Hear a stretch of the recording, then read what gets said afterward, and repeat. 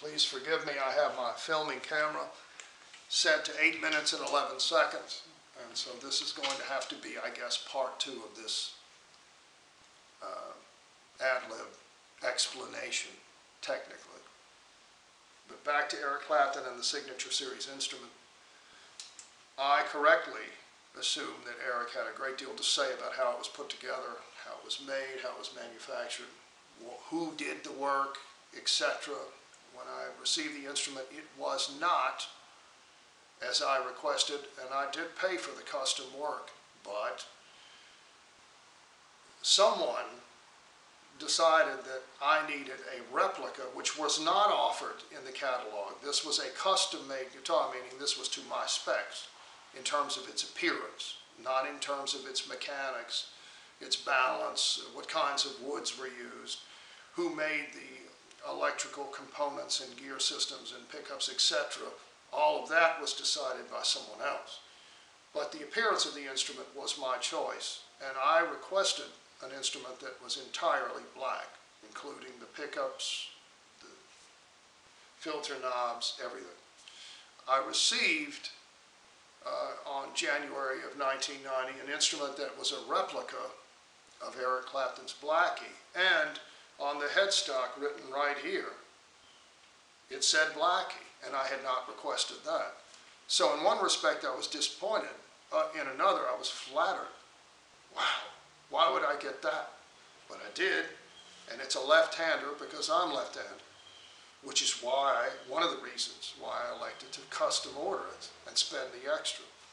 It's hard for lefties to find good guitars. I had another instrument that I tend to overlook these days, which is wrong. I learned to play on this guitar. It's a Les Paul copy. For most of the time I've owned this instrument, it said Maya, M-A-Y-A, on the headstock. I purchased this guitar on Oxford Street in London in November of 1984. I bought the guitar. This part's hard to believe. I bought this instrument. I'm an oboist and an English hornist, but I never really mastered the English horn. I'm an oboist. I tend to be, please forgive the French that I'm about to use, but to tell the story in a way that's factually accurate requires me to do this. I was engaged to a beautiful girl many years ago in 1979, or nearly engaged. It was close. We were going to marry, and her uncle was my dad's best friend. So it all kind of worked out. In my family, things like that are most unusual. We were raised in Shreveport, as was her family at some of the time, but we were all New Orleanians. And when you're a New Orleanian, you're a New Orleanian no matter where you live. We didn't fit into North Louisiana and Texas any more than French fits into England. But she and I fell in love. God, I lost my place. We didn't marry. As a musician, I was an oboist at the time. Oh yeah, now I remember. Her name was Ellen. I'll give you her first name.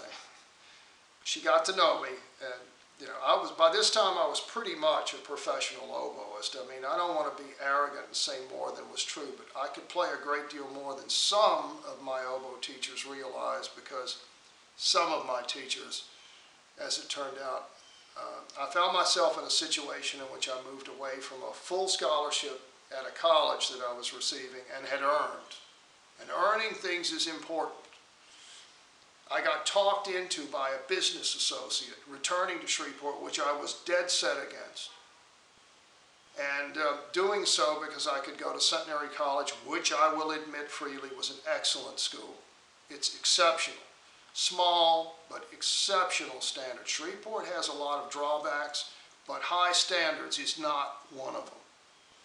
My teachers at Centenary were basically Don Rupert, who had a PhD in his studies on piano, was a concertizing pianist, and I would put Rupert's playing as a pianist alongside Eric Clapton's as a guitarist. That's a very high. Very few people get a ranking that high. Few. Rupert was unbelievable. and funny.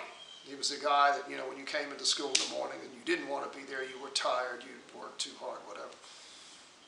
So I did go to this college, and I got a chance to work with the Shreveport Symphony. It was very different working with the Shreveport Symphony for some reason than all of the orchestras and groups and so forth that I had worked with at this college a year earlier when I was on full scholarship.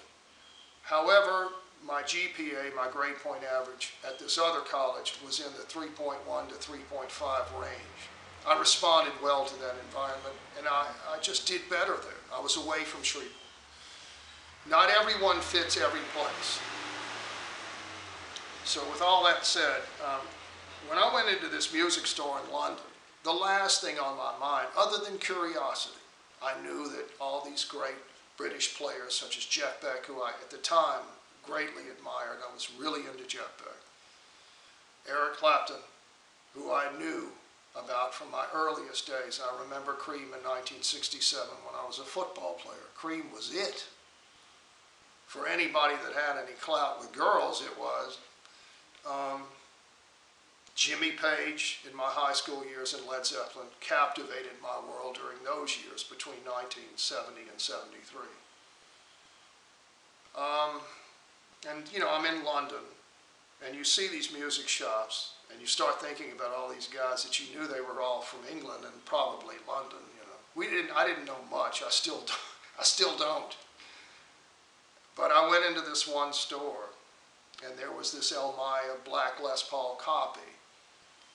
I didn't know anything about Maya as a company, but I did know, like I've always known in my life, no matter what I do, whether it's athletics or the arts, or I used to draw a great deal when I was a boy. I was a sheriff in a play when I was 9 years old in 1964. I was the lead role in this play. My mom had something to do with getting me this part as an actor. She and this teacher I had who put this play together, Miss McGowan, were good friends. So I got the role. And after the play, I started writing and drawing a great deal about the subject matter of the sheriff of Holcomb County, which I was. And still to this day, I remember this. So anyway, this Elmaya guitar in London, let's go back to that. I picked it up like this. And I started to strum. I had no hands and never played electric guitar in my life. I started to strum it, feel it, move the strings up and down to bend it, to see how. I've never felt a guitar, to this day I can say this, that felt like that in my hands. The only thing I can sort of describe it like, it was silky. It had silk-like quality to it.